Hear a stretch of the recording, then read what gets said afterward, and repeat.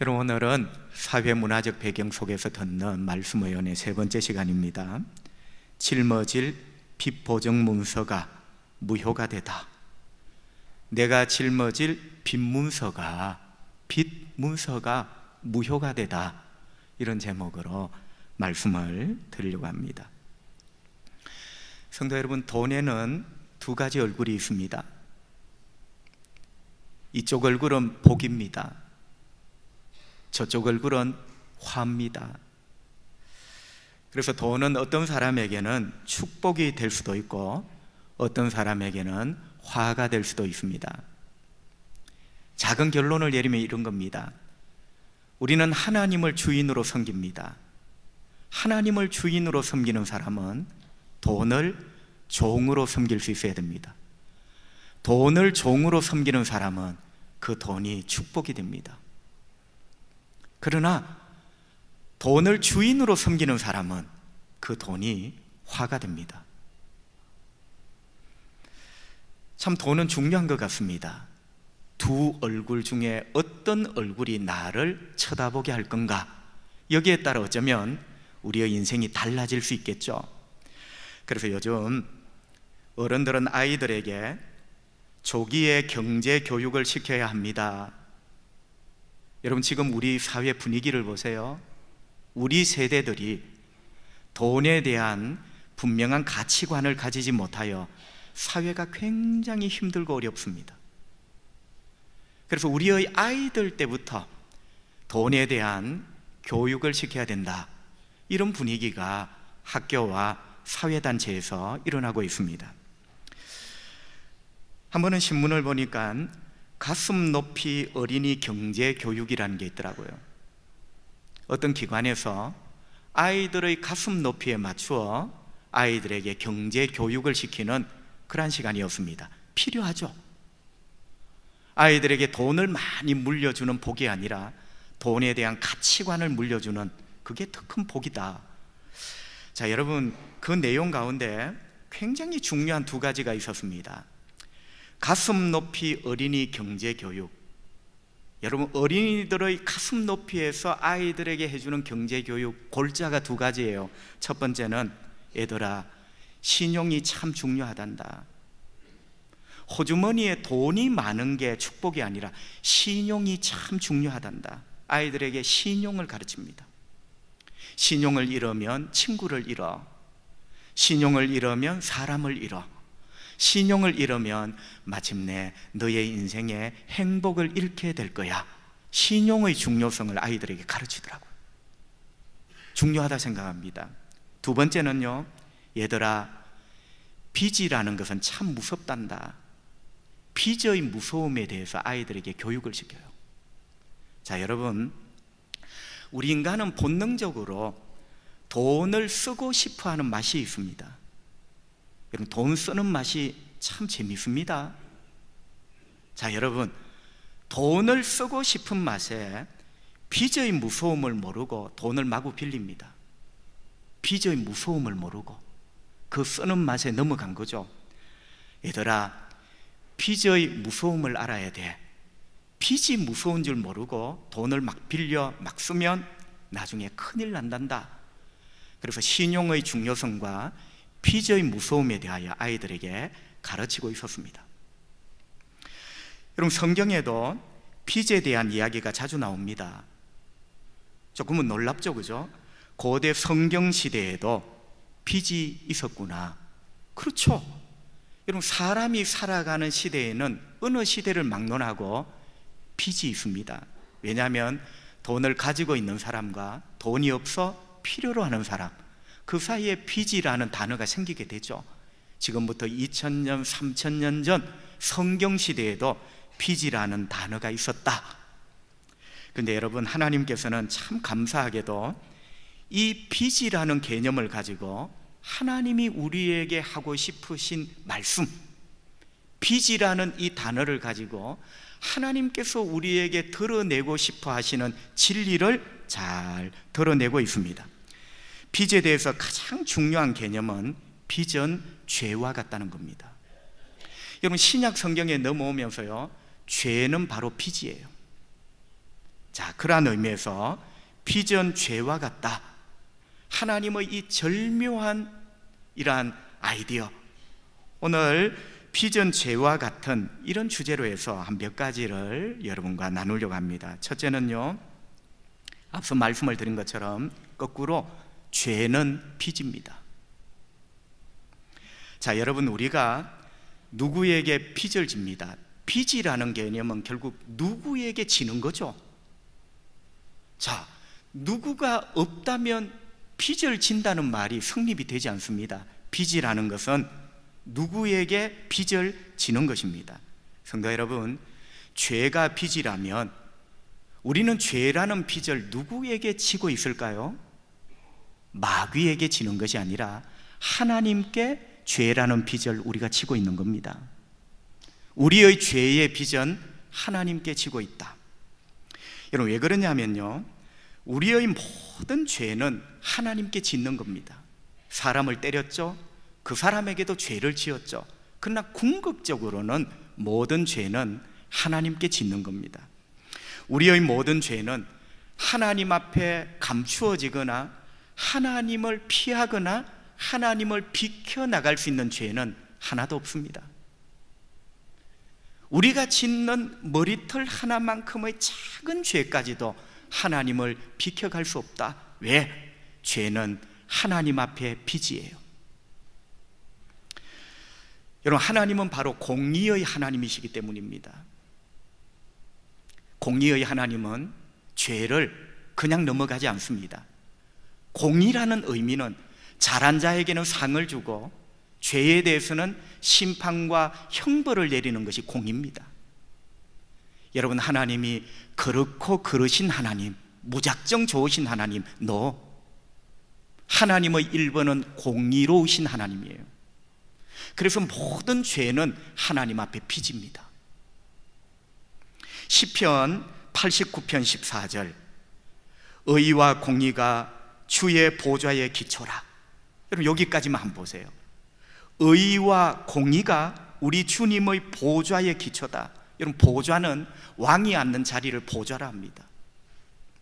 물론 하나님께서 영이신데 턱 앉으실 자리가 있을까? 이런 쓸데없는 걱정 대신, 자, 하나님은 이 세상을 통치하시는 왕이십니다. 왕이시기 때문에 왕이신 그분을 상징하는 보좌가 있습니다. 여러분, 방금 전에 어떤 말씀이 있었죠? 하나님이 통치하시고 다스리시는 이 세상의 왕이시라면 그분의 보좌의 기초가 공의예요. 여러분, 하나님이 앉아 계시는 보좌, 그 통치의 가장 기초가 거룩과 영광이 아니라 공의가 기초예요. 공의로우심이 통치의 기초다. 여러분, 우리가 절대로 이거 잊어서는 안 돼요. 자꾸 은혜로우신 하나님, 자비로우신 하나님 하면서 죄를 두리뭉실 이렇게 생각하기 쉬운데요, 하나님의 보좌의 기초는 공의입니다. 그래서 모든 죄는 하나님 앞에 빚이 되겠죠.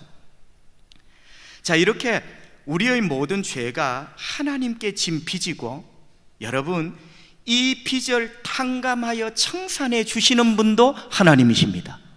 사람이 죄를 탕감하지 못해요. 여러분, 빚은 탕감한다 하고 죄는 용서한다 하고죠. 그래서 하나님께서 우리 죄를 용서하신다는 말은 죄라는 빚을 탕감해 주세요. 여러분, 성경을 보세요. 죄라는 빚을 탕감해 주시고 용서하시는 분은 하나님 분이십니다. 왜? 모든 죄는 하나님께 진 빚이기 때문에 그분이 이 빚을 해결하시는 거예요. 마태복음 6장 12절, 예수님이 우리에게 기도를 가르쳐 주셨습니다. 너희는 이렇게 기도하거라. 우리가 우리에게 죄 지은 자를 사하여 준 것 같이 우리 죄를 사하여 주십시오. 여러분, 예수님께서 죄 지은 자를 사하여 준 것 같이, 여러분, 여기 죄 지은 자가 뭐냐면 헬라말로 오피일레테스, 조금 어렵죠? 외우실 필요는 없어요. 오피일레테스라는 말이 뭐냐? 죄 지은 자가 아니고 원어적으로 정확하게 하면요, 빚진 자입니다. 빚진 자. 그러니까 우리 성경이 빚은 죄다 해서 우리 성경이 한 발자국 넘어 이렇게 해석을 한 거예요. 여러분, 원어적으로 하면 이런 말입니다. 하늘에 계신 우리 아버지, 우리의 빚을 탕감해 주십시오. 이게 직역이에요. 자, 여러분, 성경은 정확하게 죄는 하나님 앞에 진 빚이다. 그래서 예수님이 우리에게 기도를 가르쳐 주셨어요. 하늘에 계신 아버지여, 이 죄라는 빚을 탕감해 달라고. 결국 빚의 탕감은 죄의 용서입니다. 그래서 우리가 첫 번째 살펴본 것은 죄는 빚이다, 특별히 하나님 앞에 진 빚이다, 이런 하나님의 말씀을 우리가 들었습니다. 두 번째는요, 죄라는 빚은 참으로 엄청나다는 것입니다. 성도 여러분, 빚진 자가 어떻게 살아가시는지 보신 적이 있습니까? 저는 이런 나이에 우리 엄마 아버지께서 이웃에게 빚을 진 이런 경험을 많이 했어요. 큰 빚은 아니지만 가난하게 살았던 저희 부모님이 하루 종일 한 달 내 열심히 살아도 사남매를 키우고 학교 보내기가 만만치 않았습니다. 그래서 간혹 엄마 아버지가 옆집이나 아는 아저씨에게 빚을 내었습니다. 많은 빚은 아니지만. 근데 여러분, 그 빚을 다 갚기 전에는요, 늘 힘들어요. 늘 괴로워요. 그리고 빚을 갚을 날짜가 다가오면 다가올수록 초조해집니다. 아침 저녁으로 대문을 두드리는 소리에 가슴이 쿵 떨어집니다. 빚진 자의 고통, 두려움이죠. 여러분, 생각해 보십시오. 빚이 아무것도 아니고 빚이 하찮은 것이라면 왜 빚진 자가 그렇게 두려워하겠습니까? 빚이 아무것도 아니라면 왜 빚진 자가 고통 속에 아침 저녁으로 살아가겠습니까? 빚은 참 무거운 겁니다. 그리고 엄청난 겁니다. 여러분, 마태복음 18장에 보면 빚진 자의 빚을 탕감해 주는 자비로운 임금 이야기가 나옵니다. 거기 빚진 자가 아까 마태복음 6장에 나오는 빚진 자 똑같은 단어예요. 여러분, 거기에 빚진 자는 우리입니다. 그 빚을 탕감해 주는 임금님은 하나님이십니다. 그럼 우리 이야기로 한번 들어보세요. 빚진 자를 탕감해 주는 임금님 이야기. 여러분, 마태복음 18장 24절에서 25절 상반절 성경은 이렇게 말씀합니다. 결산할 때에 10,000달란트 빚진 자 오피엘레테스, 우리에게 죄 지은 자가 아니라 빚진 자 오피엘레테스, 10,000달란트 빚진 자 하나를 데려오며 갚을 것이 없는지라. 이 사람을 임금이 다 그 빚을 해결해 주었죠. 자, 여러분, 이 사람은 임금 앞에 10,000달란트의 빚을 졌습니다. 우리 모두는 하나님 앞에, 왕이신 하나님 앞에 10,000달란트의 빚을 진 자입니다. 여러분, 왜 하필 성경은 빚을 졌다 하면 되지 10,000달란트라는 돈을 앞에 써놓았을까? 왜 써놓았을까? 여러분, 여기에 가장 중요한 핵심은 10,000달란트라는 빚입니다. 10,000달란트라는 이 숫자에 있어요. 여러분, 10,000달란트가 주는 의미는 두 가지입니다. 첫째는 엄청난 빚을 말합니다. 엄청난 빚, 무한한 빚. 말이 좀 이상하지만 무한한 엄청난 빚을 말합니다. 여러분, 달란트라는 개념은 사실은 돈 단위가 아니라 무게 단위입니다. 무게, 금을 다는 무게 단위가 달란트예요. 여러분, 그 당시 노동자가 하루에 버는 일당을 한 데나리온을 합니다. 한 데나리온.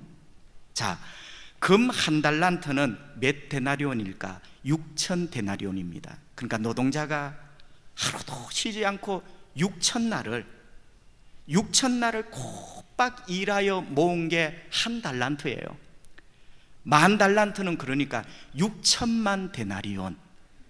여러분, 이거는 상상을 초월한, 인간의 머릿속에는 이런 날이 없어요. 6천만 데나리온이라는 말은 우리가 6천만 날을 하루도 쉬지 않고, 그래서 제가 호기심이 발동해 서랍 속에 있는 전자계산기를 꺼내어서 6천만 나누기 365를 해봤습니다. 해보니까요 164,380년이에요. 우리가 그때까지 살 수도 없겠지만 16만 4,380년을 꼬박 일해야 갚을 수 있는 빚. 그러니까 여러분, 1만 달란트의 빚이라는 말은 네가 생각할 수 없는, 상상할 수 없는 엄청난 빚이라는 이런 의미죠. 두 번째는요, 갚을 길이 없다는 거예요. 자, 우리의 빚이 한 데나리온이면 오늘 하루 내가 몸부림쳐 그 빚을, 그 죄를 해결할 수 있을 거예요. 그런데 모든 죄는 1만 달란트의 죄입니다. 갚을 길이 없죠. 여러분, 1만 달란트의 죄라는 말이 우리에게 던지는 메시지는 우리의 힘으로는 죄라는 빚을 해결할 수 없다는 거예요. 할렐루야. 절대로 우리 인간의 힘으로는 그 빚을 해결할 수 없다. 그래서 임금님이 탕감해 주시잖아요. 하나님이 용서해 주시잖아요. 할렐루야. 탕감만이 이 빚을 해결하는 거예요. 용서만이 이 빚을 해결하는 거예요. 하나님 앞에 감사합시다. 세 번째는요, 죄라는 빚은 법적으로 책임을 져야 합니다. 여러분, 죄는요, 법이에요, 법. 이 사회에서도 죄를 지으며 법적으로 처벌받죠. 하나님의 말씀도 법입니다. 그래서 율법이라 합니다. 여러분, 이 하나님의 말씀은요, 괜시리 하나님이 해보시는 말씀이 아니고 법이에요, 법. 그래서 율법이에요. 우리가 하나님 앞에 죄를 짓고 죄인으로 살면 하나님의 말씀의 법대로 우리가 심판을 받습니다. 그래서 죄라는 빚은 법적으로 책임을 져야 된다. 성도 여러분, 죄와 공의로우신 하나님이 그 죄에 대해서 하시는 심판을 농담으로 여겨서는 안 됩니다. 죄라는 말과 심판이라는 말을 절대로 가볍게 농담으로 여겨서는 안 된다. 하나님께서 소돔과 고모라 성의 죄에 대해서 심판하시는데 하나님이 죄에 대해서 심판하니 피하라, 롯의 사위들이 농담으로 여겼더라. 결국 죄를 농담으로 여기는 자, 예수를 농담으로 여기는 자, 하나님의 구원을 농담으로 여기는 자는 롯의 사위들입니다. 그 심판 가운데 살아날 길이 없죠. 성도 여러분, 죄라는 빚의 문제는 공갈이나 농담이 아니라 법적인 책임을 져야 된다. 하나님의 율법, 하나님의 법, 거기에 기록된 그 책임을 져야 된다. 여러분, 오늘 골로새 2장 14절 상반절 이런 말씀이 있어요. 우리를 거스르고 불리하게 하는 법조문으로 쓴 정서. 여러분, 뒤에 이 정서가 빈문서입니다. 여러분, 사회 문화적인 배경 속에 이 정서가 뭔지 아세요? 장학정서 할 때 정서 있죠? 이게 빈문서예요. 그러니까 다른 성경에 보면 빈문서 이렇게 번역을 해두었어요. 자, 여러분, 성경시대에 빚에 대한 사회 문화적인 배경이 있습니다.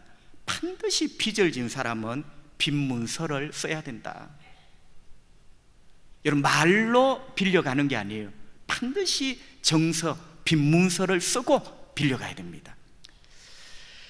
여러분, 첫째 우리가 생각해야 될 것은요, 14절에 보시면 법조문으로 쓴, 그러니까 이 빈문서는 그냥 아무렇게나 쓰는 것이 아니라 요즘도 빈문서를 쓰는 법적인 구성 요소가 있습니다. 법조문으로 쓴, 여러분 말씀 보이시죠? 성경을 보세요. 법조문으로 쓴 빈문서. 다시 말하면 빚은 법적인 문제라는 거예요. 법적으로 해결해야 되는 거예요. 책임을 져야 되는 거예요. 두 번째는요, 법조문으로 쓴 빈문서. 그 쓴, 누가 쓰는가? 내가 쓰는 거예요. 여러분, 죄는 내가 짓는 거예요. 그리고 책임도 내가 지는 거예요. 그래서 빈문서는 누가 쓰는가? 돈을 빌려가는 채무자가 내가 직접 펜을 들고 씁니다. 그래서 쓴 정서 이렇게 되어 있습니다. 내가 죄를 짓고 내가 지은 죄는 내가 법적으로 책임을 져야 된다. 그래서 고대 사회에는 빈문서를 빌려간 사람이 직접 쓰는 거예요. 법조항에 맞추어서. 여러분, 세 번째는요, 14절 그 부분에 보면 이 빈문서는 우리를 거스르고 불리하게 하는 문서다. 여러분, 빚을 가볍게 생각하지 마세요. 빚 문서는요, 우리를 불리하게 하는 것이다. 여러분, 사실 여기 불리하게라는 말은요, 원어적으로 보면 우리를 적대하게 만든다. 빚은 언젠가 나를 대적합니다. 빚은 언젠가 나를 눈물과 고통의 그러한 곳에 나를 던지고 돌았습니다. 여러분, 그게 불리하게라는 말의 의미예요. 뭐 조금 불리하게 이런 말이 아니라 불리하게라는 말의 의미가 대적이요, 대적. 그 빚 문서는 나중에 나를 대적할 것이다. 자, 여러분, 이렇게 빚 문서는요, 법 조문에 따라 쓰고 법적 책임을 져야 되고, 누가 쓰느냐? 내가 쓰고, 내가 지은 죄, 내가 하나님 앞에 벌을 받아요. 그리고 또 뭐죠? 그 빚 문서는 두고 나를 불리하게 만드는 것이다. 자, 여러분, 어떻게 불리하게 만듭니까? 죄라는 빚에 대해서는 하나님께서 마지막에 법적 책임을 물으시는데, 그 법적 책임이 심판과 지옥입니다. 여러분, 괜히 하나님이 욱하는 성질을 내어셔서 그날 미운 놈 지옥에 던지는 것 아닙니다. 하나님은 법대로, 그래서 하나님의 보좌의 기초는 공의예요, 공의. 여러분, 공의가 법을 어기면 공의가 안 되죠. 하나님은 법대로 그 죄라는 빚을 지고 있는 죄인의 마지막을 심판으로 형벌을 내리십니다. 로마서 6장 23절, 죄의 삭은 사망이요, 법대로죠. 죄의 대가는 죽음이라고. 여러분, 그것뿐만 아니라 이 땅에 살아있는 날 동안 이 죄라는 빚은 해결하지 못하면 그 빚에 묶이고 매여 살아갑니다.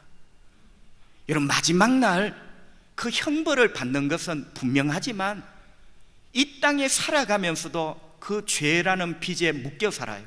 양심의 가책, 자기 정죄, 자기 학대. 여러분, 이거 굉장히 심각한 이 빚 문서가 우리에게 주는 묶임이에요, 묶임. 여러분, 그래서 죄라는 빚 문서는 살아가는 날 동안도 우리를 불리하게 합니다. 로마서 8장 34절, 우리 주님이 이렇게 말씀합니다. 예수께서 이르시되 진실로 진실로 너희에게 이르노니 죄를 범하는 자마다 죄의 종이라. 오늘 주제로 하면 죄를 범하는 자마다, 빚을 진 자마다 빚의 종이다. 여러분, 빚의 노예가 자유가 있습니까? 빚의 노예로 묶여있는 자, 죄의 노예로 묶여있는 자가 하루하루 즐겁고 기쁠까요? 여러분, 죄라는 빚 문서는 매일같이 나를 대적하고 매일같이 나의 인생을 불리하게 만드는 바로 이런 사실들을 성경은 누누이 말씀합니다. 마지막 네 번째로, 예수님이 우리의 죄라는 빚을 해결하셨다는 거죠. 할렐루야. 1만 달란트, 와, 무한한 빚 1만 달란트, 내 힘으로는 도저히 갚을 수 없는 그 빚, 그 죄의 빚을 예수님이 해결하셨습니다. 여러분, 이런 말이 있습니다. 누군가를 노예로 부리고 싶다면 그에게 빚을 지우면 된다. 자, 동서양을 막론하고, 여러분, 고금을 막론하고 그 사람을 노예로 내 사람으로 딱 만들려고 할 때 제일 먼저 써먹는 수법이 빚이에요, 빚. 빚을 지어 놓으면 그 빚을 못 갚으면 노예가 되는 거예요. 여러분, 옛날 우리 역사에도 이런 역사가 많습니다. 자, 반대로 누군가를 노예로 부리고 싶다면 그에게 빚을 지우면 되지만, 이 노예에서 풀려나기를 원한다면 빚을 갚으면 되겠죠. 결론적으로 예수님이 그 빚을 갚으셨습니다. 그래서 우리는 죄라는 빚의 노예로 살 이유가 없는 사람이에요. 예수님이 그 빚을 해결해 주신 거예요. 한일 합방이 1910년에 이루어졌습니다. 나라를 빼앗겼죠. 한일 합방을 앞둔 1907년, 여러분, 대한제국, 우리나라가 일본에서 들여온 외채가 있었습니다. 그러니까 이 일본 사람들이 이걸 이용한 거죠. 조선을 빼앗으려면 조선에게 빚을 지우면 된다. 여러분, 그때 대한제국 고종 황제가 일본으로부터 들여온 그 빚이 그때 돈으로 1,300만 원입니다. 여러분, 그때 돈 1,300만 원이 어느 정도냐? 대한제국의 1년 예산이 1,300만 원이 안 돼요. 자, 엄청난 돈을 일본으로부터 빚을 낸 거죠. 그러니까 일본한테 우리가 넘어간 거예요. 왜? 일본은 너무나 잘 알아요. 빚을 지우면 결국 종이 된다는 거예요. 못 갚으면. 여러분, 사실은 역사를 배워보면 이런 야사 같은 이야기, 일본의 총칼에 우리가 당한 것이 아니라 결국 1,300만 원이라는 이 빚을 갚지 못하여 나라가 통째로 노예가 된 거죠. 여러분, 이 사실을 알고 몇몇 뜻있는 선각자들이 이 빚을 갚자, 우리가 갚자, 나라는 갚을 돈이 없어요. 여러분, 하루하루 살기도 버거운 대한제국의 그 말기, 그래서 선각자들이 우리가 이 빚을 갚지 못하면 일본에게 나라를 빼앗깁니다. 우리 빚을 갚읍시다. 여러분, 많은 우리의 동포들이 여기에 호응을 했습니다. 상인들이 십시일반으로, 심지어는 기생들, 역사책에 보면요, 인력거를 끄는 그런 사람들도 참 작은 돈 1원, 2원 이렇게 보탰습니다. 그래서 온 백성들이 일어나서 이 빚을 갚으려고 몸부림을 쳤습니다. 남자들은 담배를 끊고 그 담배를 사는 돈을 또 내고, 여자들은 폐물을 팔았습니다. 여러분, 우리가 잘 아는 국채 보상운동이죠. 자, 여러분, 제가 오늘 나라의 어떤 역사를 말하려는 것이 아니라 왜 이 나라의 동포와 선각자들은 국채 보상운동, 그 빚을 갚으려고 그렇게 몸부림을 쳤을까? 결국 다 못 갚았잖아요. 갚을 수가 없죠. 그 정신이 가상하죠. 왜 갚으려고 했을까? 빚을 못 갚으면 결국 노예가 되는 거예요. 여러분, 원리는 이렇습니다. 빚을 해결하면 빚 문서의 효력이 사라집니다. 빚 문서의 효력이 사라지면 더 이상 법적으로 내가 책임지고 법적으로 받을 심판도 사라지게 됩니다. 원리가 그거예요. 여러분, 다시 본론으로 돌아오면요, 공의로우신 하나님께 우리는 짊어지고 있는 이 엄청난 죄의 빚, 여러분, 공의로우신 하나님께 우리가 짊어지고 있는 이 엄청난 죄의 빚을 우리는 무엇을 어떻게 해서 해결할 수 있습니까? 이 빚을 해결해야 빚 문서가 무효가 되는 거예요. 여러분, 빚 문서는요, 찢는다고 되는 게 아니라 먼저 갚을 때 이게 무효가 되는 거예요. 자, 1만 달란트라는 이 죄의 빚을 어디서 어떻게 나는 해결할 수 있는가? 그것도 공의로우신 하나님 앞에 말이죠. 우리에게는 해결할 길이 없습니다. 여러분, 우리가 영적으로 국채 보상 운동을 하거든요. 내 힘으로 죄를 어떻게 해보려고. 여러분, 그게 영적 국채 보상 운동이에요. 여러분, 죄송합니다. 여러분의 마음은 갸륵하지만 그게 하나님 앞에 쓸데없는 짓이에요. 될 수가 없어요. 여러분, 우리 힘으로는 영적인 국채 보상 운동, 우리 힘으로는 1만 달란트의 죄의 빚을 해결할 수가 없어요. 이걸 갚아야 이 빚 문서가 무효화가 되고 내가 자유를 얻을 것인데 나에게는 가망이 없단 말이죠. 그런데 하나님은 우리에게 놀라운 복음을 주셨습니다.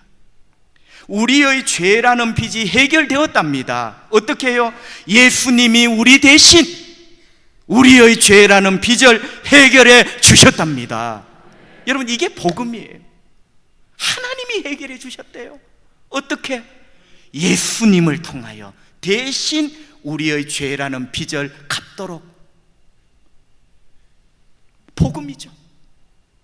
내 힘으로 할 수 없는 것을 하나님이 하셨고, 하나님이 하신 그 위대한 일을 우리 것으로 주님은 넘겨주신 겁니다. 여러분, 14절 다시 한번 보실까요? 우리를 거스르고 불리하게 하는, 우리를 대적하는 법조문으로 내가 쓴 빚문서를 지우시고, 할렐루야, 지우시고 제하여 버리사, 할렐루야, 십자가에 못 박으시고. 자, 여러분, 방금 전에 제가 힘주어 말한 동사가 두 군데가 있습니다. 첫째는 지우셨다. 여러분, 지웠다는 것은 결국 빚 문서의 내용을 지웠다는 거예요. 우리가 하나님 앞에 지었던 모든 죄의 내용, 그게 빚 문서에 김서방이 얼마를 빌려가고 아닙니까? 하나님이 그 모든 내용을, 빈문서의 내용을 지워버리셨답니다. 할렐루야.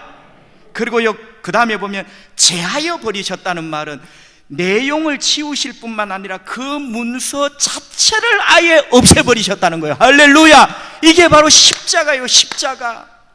그래서 여러분, 예수님이 우리 대신 십자가에 죽으셨다는 말은 나의 빈문서가 거기에서 없어졌다는 말입니다.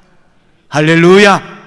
예수의 죽음을 통하여 나의 빈문서 속의 내용이 지워지고 그 빈문서 자체가 아예 갈기갈기 찢어져 없어져 버리는, 하나님이 없애버리셨어요.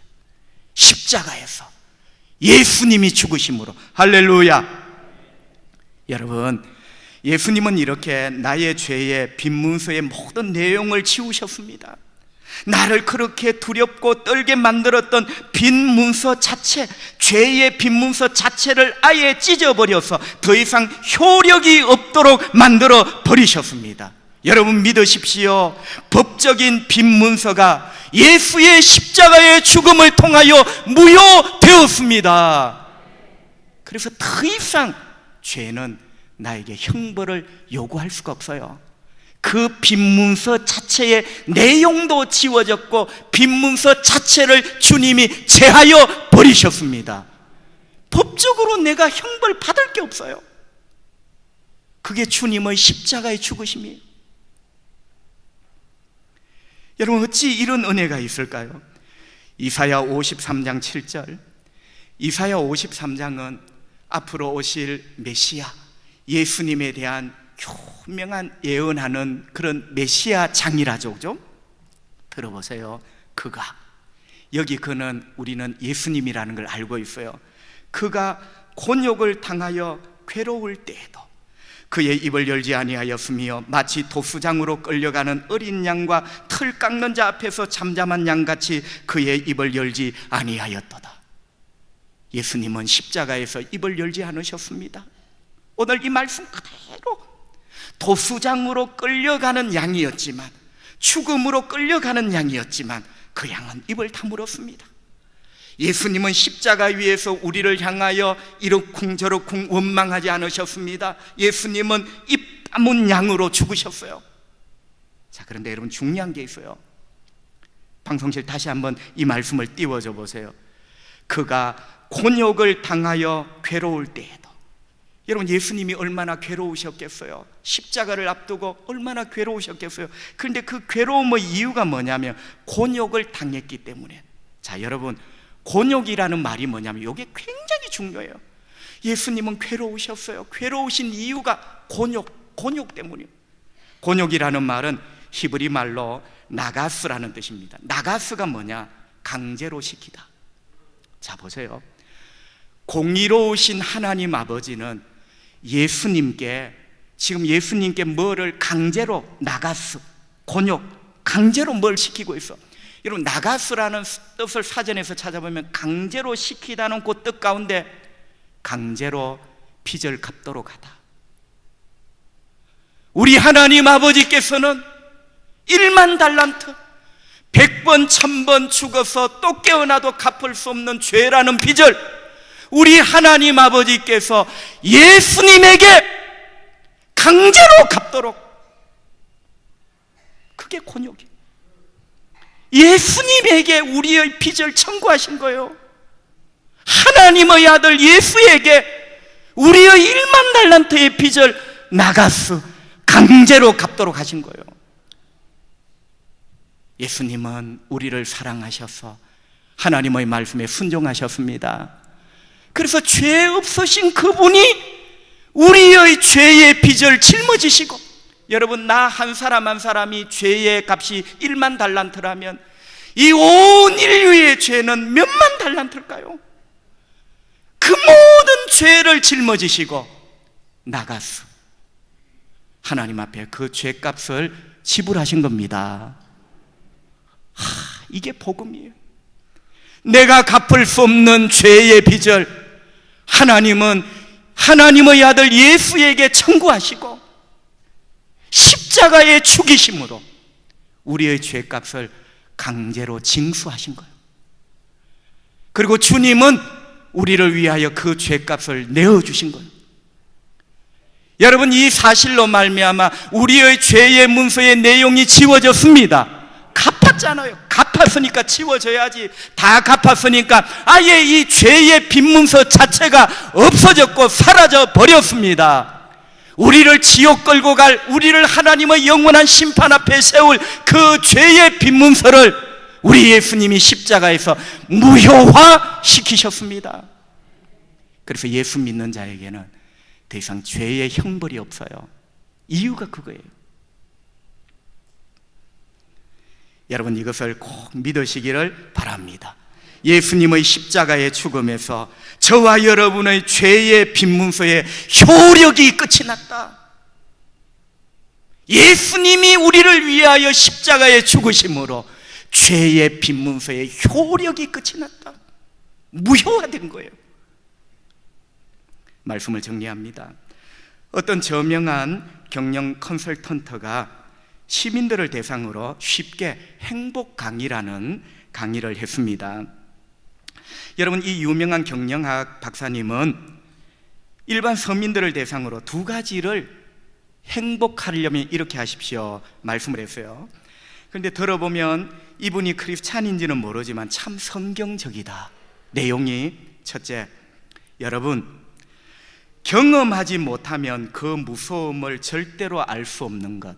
자, 여러분, 우리가 무섭다는 것은 경험 속에 있어요. 그게 제일 무섭더라, 제일 무섭더라, 있죠? 이분이 이렇게 이야기를 합니다. 여러분이 만약에 경험하지 못했는데 경험하지 못하면 그 무서움을 절대로 알 수 없는 것 1등이 뭔지 아세요? 그게 빚입니다. 여러분, 저는 뭘 말하려는가 귀를 기울는데 진짜 동의가 되더라고요.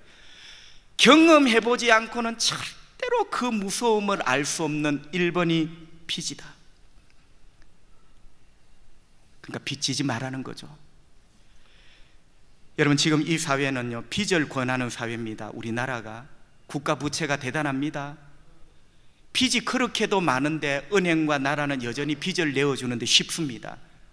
그래서 신문지상에 보세요. 빚을 권하는 사회. 빚을 권하는 사회는요, 얼마 있지 않아서 파산을 맞습니다. 여러분, 마귀도 우리에게 빚을 권하죠. 마귀가 아담과 하와에게 빚을 권했죠. 마귀가 권하는 빚은 바로 유혹이라 합니다.